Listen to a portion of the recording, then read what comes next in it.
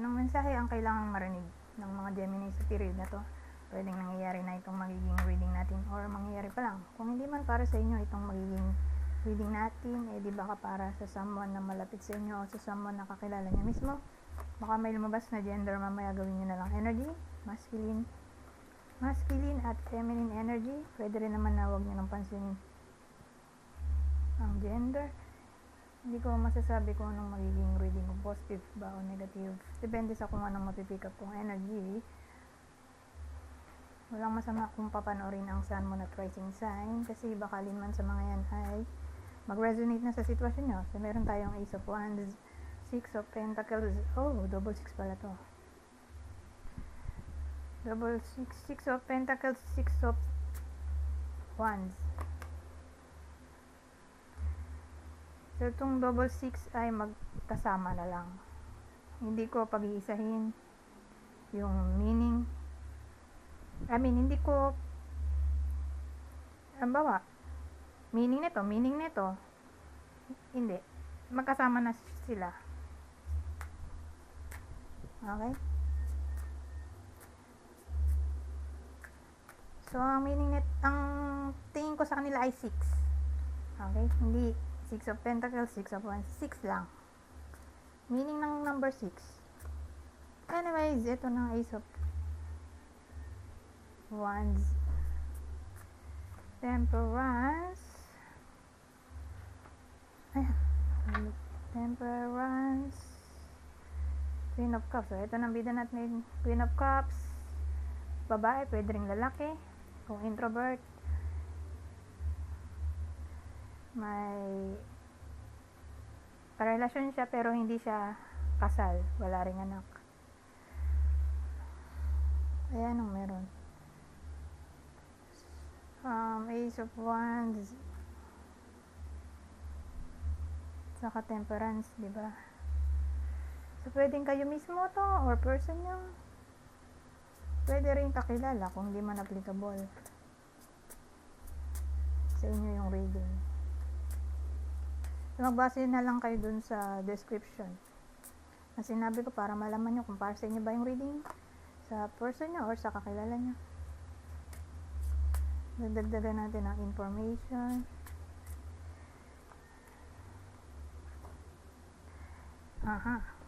So sa case na to, nagkaroon pala or magkakaroon ng relationship issues. Bakit? Kasi may someone na magiging immature. Probably yung bida natin. Kasi siya yung nandito. Siya lang naman yung yung naka-subject. So, itong babaeng to, or lalaki ko, introvert, or alin man doon sa mga description na sinabi ko. Para makilala nyo kung kayo ba to kakilala nyo or person nyo. Kakaroon siya ng relationship issues dahil sa immaturity, irresponsibility, inconsistency, unreliability, pagiging masyadong flirty,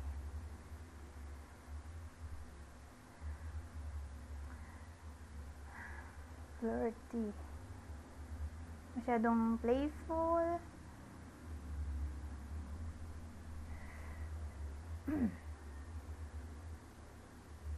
ano pa ba? Playful, masyadong curious,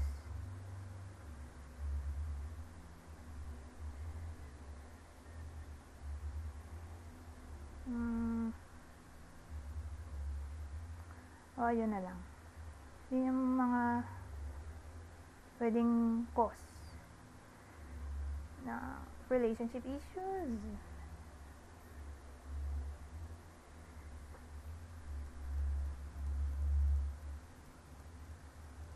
Or masyadong childish. O parang walang pakialam. Ngayon, dahil nga yung cause yung sinabi ko dito. kung sino man yung magiging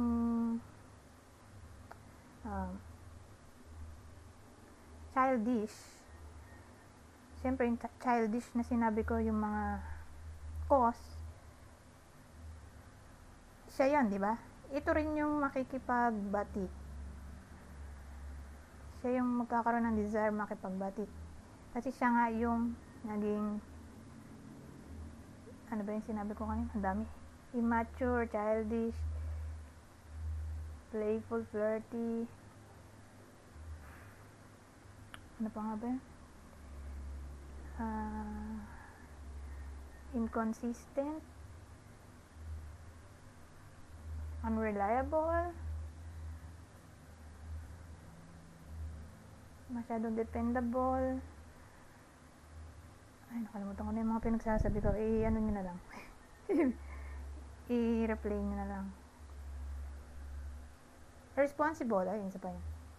So, siya yun. Siya yung magiging ganon. So, dahil naging ganon siya, kakaroon ng relationship issues. Hindi mag-aaway sila, malamang. Or, hindi magkikibuan. Pero siya, ito, tong taong tong sinabi ko kanina.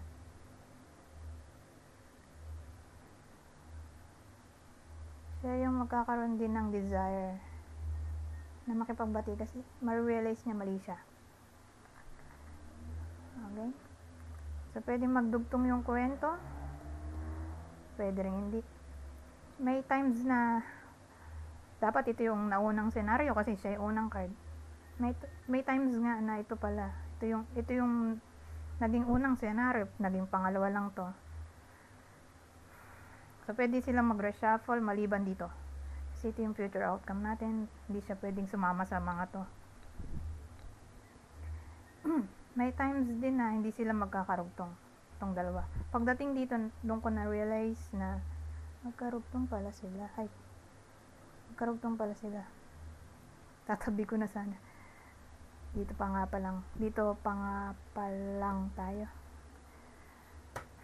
So, ano itong 6? Double 6, diba? 6 plus the sun. O, dadagdagan pa ba ito? Naisip ko kung magdadagdag pa ba ako ng another card. Kasi 6 lang. 6 plus the sun.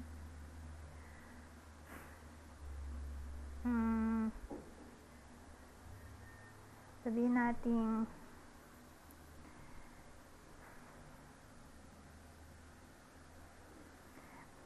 maiirita silang dalawa sa isa't isa.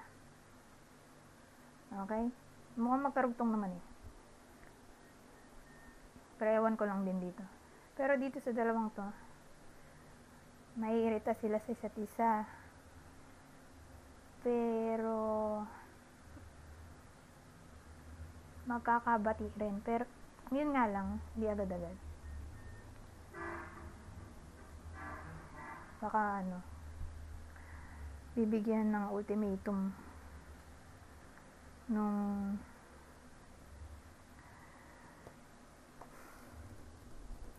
nasaktan yung partner niya para magtanda. Kaya pahirapan niya muna. Pero makikipagbati din siya pag nakita niyang nag-improve yung partner. Anyways, dito naman. Page of Wands. Dapat pala ito na lang naging bida natin kanina, no? Hindi ko agad napansin. Pero since di ko nakita agad, edi energy siya.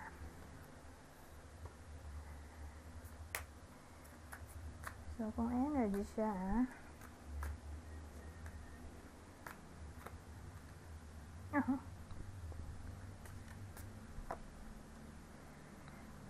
Two of Wands. Page of Wands. Five of Swords. Two of Wands. Hindi pa nakita. So, dito maliwanag. Kaya lang, hindi ko ma-adjust yung ilaw.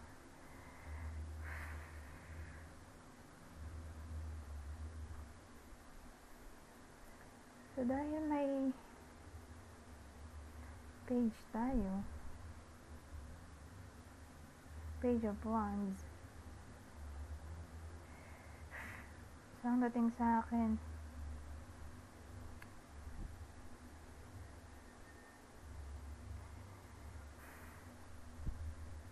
yung decision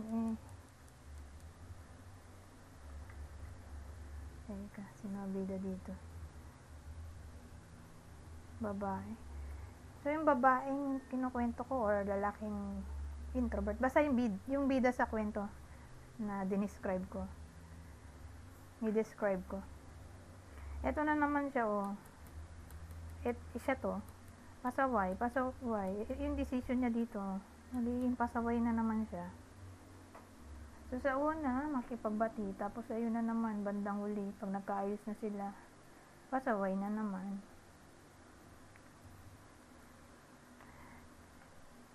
So, immature talaga. Kasi parang di na siya nagtanda. Ayun yung decision niya dito, pag tagal-tagal ng panahon na nagkaabati, ayun, pasaway na naman siya.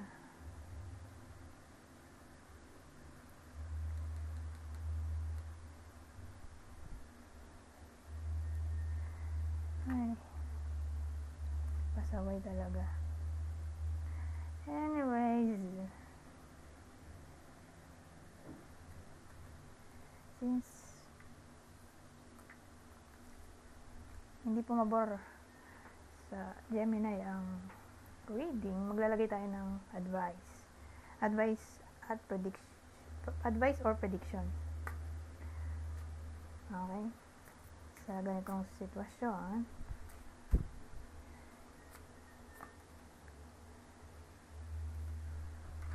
so kunin nyo lang yung mensahe na sa tingin nyo i-fit sa sitwasyon nyo. Kasi general reading to. So, sabi dito, harsh truth is better than a soft lie.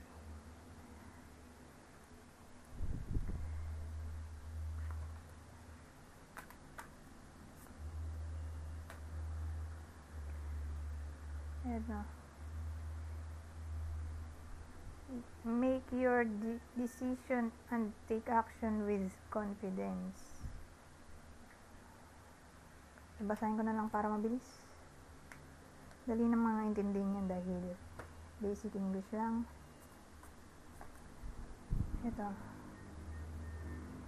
Take action on your ideas.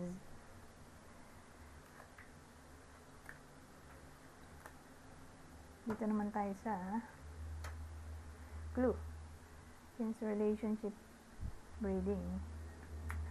Ito yung possible partner ng Gemini sa reading na to.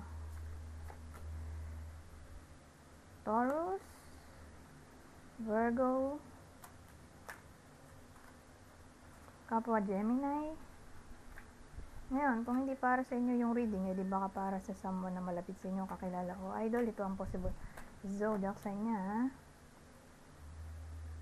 Virgo or kapwa Gemini, magician Mercury, ito Saturn, Aquarius or Capricorn, particularly Aquarius.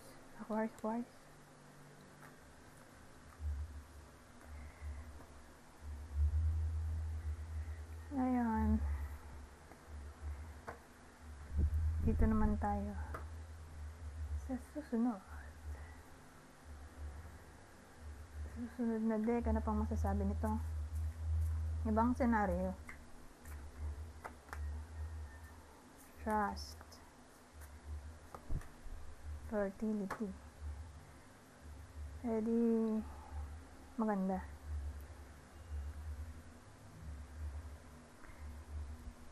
So, para to sa mga naghahangad ng fertility,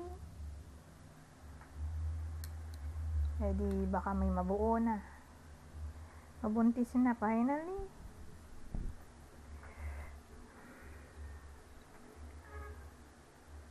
Sa period na to, sabihin naman nating dinugo. Hopefully, hindi magtuloy-tuloy. trust the universe. Lalo na siguro kung lalo na kung magpapacheck up agad. Kasi syempre, para ma-monitor ng doktor yung baby, ma-advise ng dapat gawin para hindi tuluyang malaglag yung baby.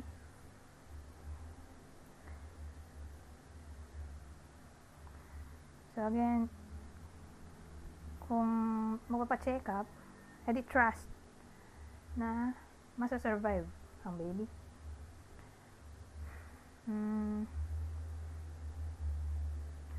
Ngayon, kung dito fertility, di creativity, trust na magbubunga ang hard work,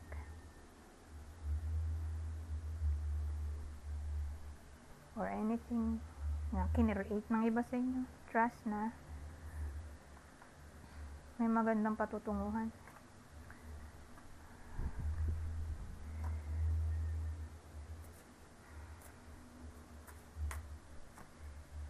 Ito, healing.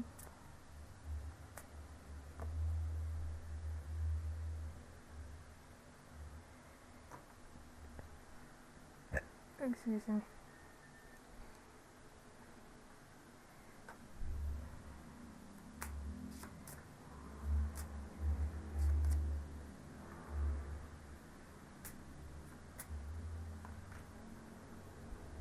Oh, ito maganda. Reconciliation, reconnection.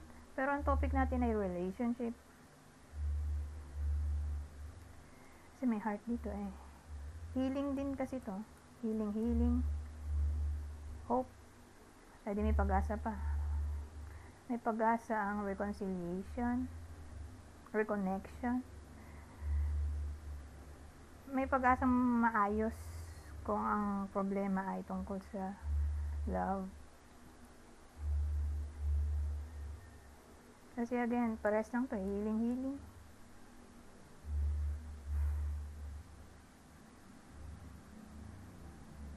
Or kung di siya reconciliation, sabihin natin may nililigawan ng iba sa inyo or may nandiligaw, or may nagugustuhan. So ang dating dito, may tendency ng growth. May tendency ng growth. So ito plus ito, para siyang mutual understanding. So may pag-asa na lumalim yung connection kung friend lang to, na parang nade-develop ang iba sa inyo, whether nangyayari na to or mangyayari pa lang, pero may tendency ng development ng feelings.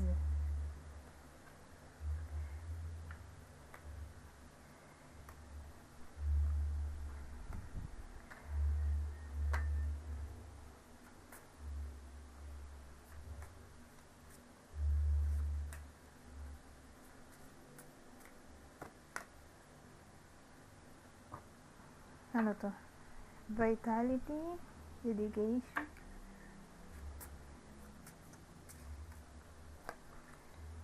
babae. Ano yun? Ang weird ng combination. Vitality, dedication. Tapos may ahas doon. So, babaeng Gemini ito. Or kung lalaki yung nanonood, edi person niya to. Or pwede rin tong anyone na malapit sa inyong babae.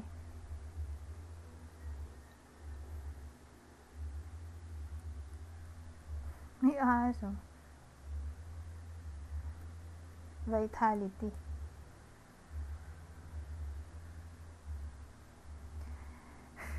Siyempre, hindi ko yung gagawing negative. Dahil okay naman tong dalawang card na to.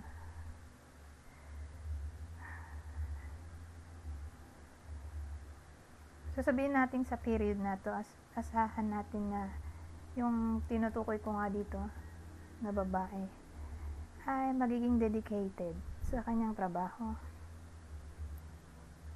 In a way na masigla siya. Parang inspired ba? Motivated pumasok. So, ganun ang dating.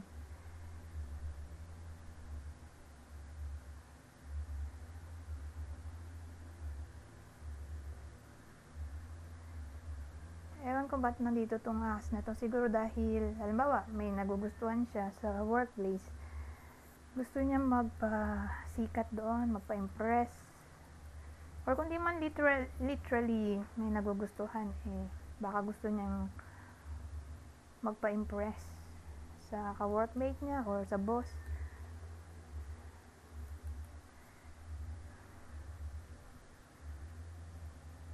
Kaya parang ganado pumasok.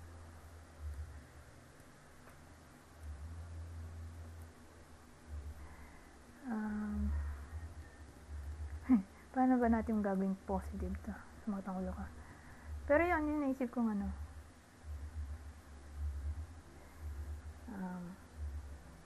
positive scenario. So, iniisipan ko pa ng positive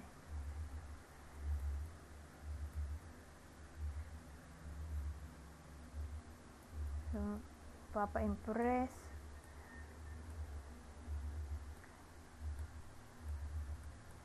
Or, gusto niyang magsimula. Ewan ko, bakit ganun? Magsimula ng panibagong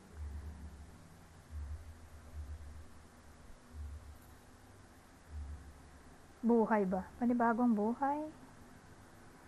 So, kung dito sa work, di gusto lang niya start all over again sa buhay niya. Hanapin ang passion niya.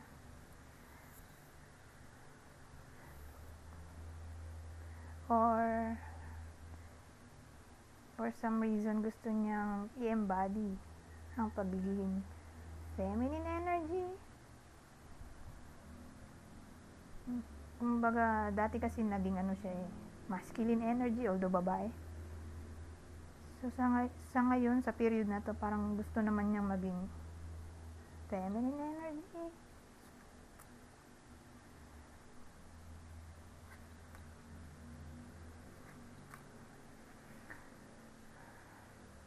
So, dito na tayo mag-e-end sa last deck na to. Babasahin ko na lang para mabilis. Kunin nyo lang ang mensahe na sa tingin nyo ay fit sa sitwasyon nyo. Bale, general advice at prediction na to sa period na to.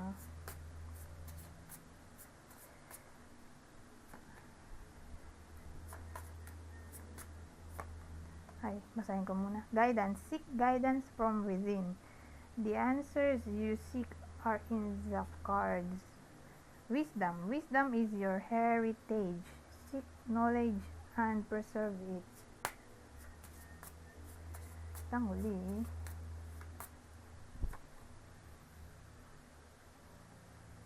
Ito maganda, manifest. So sabi, mix your intentions with care. Craft your desires into reality. Anyways, hanggang dito na lang. Goodbye. For now.